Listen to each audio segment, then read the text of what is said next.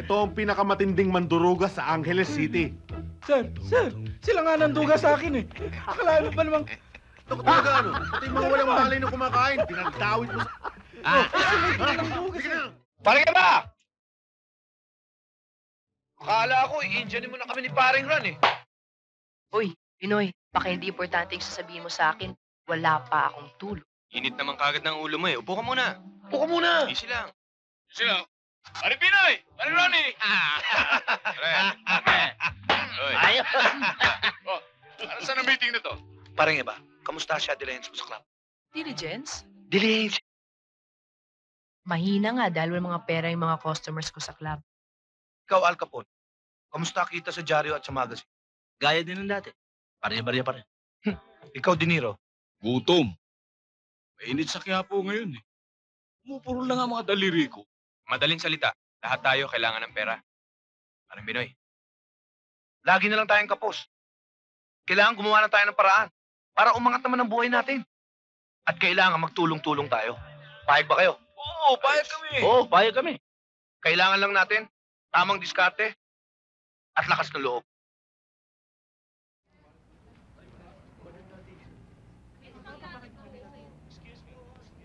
Oh, come on, let's just do it. But the exchange rate here is much, much lower, mate. Only 26 to $1, while that guy there changes 30 to $1. Are you sure he's not a Of phony? course not. I've tried him before. Okay, let's go. Let's go, mate. Excuse me, magkano yung exchange rate nyo? Dollars? 30 is to 1. Sit down and feel comfortable in my Thank you. office.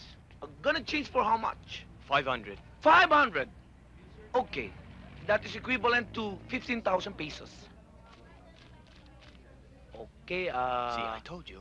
5, 10, 15. Please count the money. Thank you. How about you, sir? Papapalit ako, $300. $300? That's 9,000 pesos. Uy, kuya, mataas ang palitan dito sa kanila. Sabi ko sa'yo, dito mataas eh. 5,000? 4,000? 9,000? Please count the money. How about you, Uncle Sam? Ay, excuse me. Magpapapalit ako ng $1,000.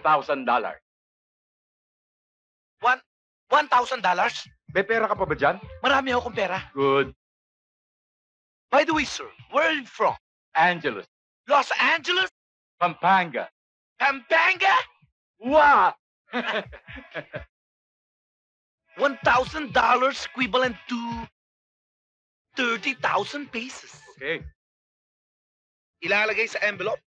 Okay? 10, 20, 30. Isasara ang envelope.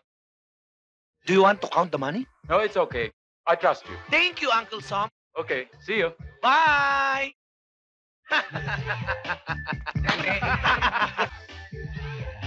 Ano ito? Ano, 1, 2, 3 ako? Kain lang ng kain, ha?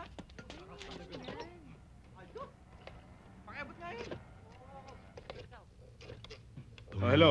Si Jaime Lagot to. ka naman. Sargento, nandiyan ba? Sir, Tumahimik ka!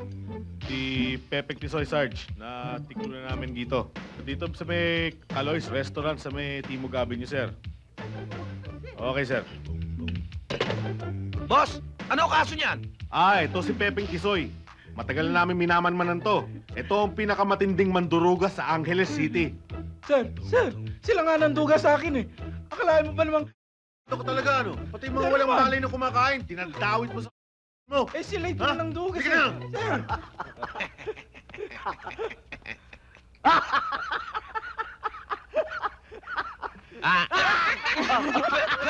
Isa na namang kakaibang kasaysayan ng aming inihanda para sa inyo na siguradong inyong maiibigan. Ito'y batay sa karanasan ni Bob na pinamagatang Bobby Babaero sa kasaysayan ng puso. Visit ko, Bob. Kahit kailan pinahihirapan mo ako, ikaw na rin ang dahilan kung bakit wala nagtatagal na katulong sa atin. Visit ka, lahat sila binubuntis mo. Ngayon, ako tuloy ang nahihirapan maglaba. Hudas ka, mamatay ka na sana, Bob. Doray, ano ba? Magigising na naman yung bata eh. Maglaba ka na.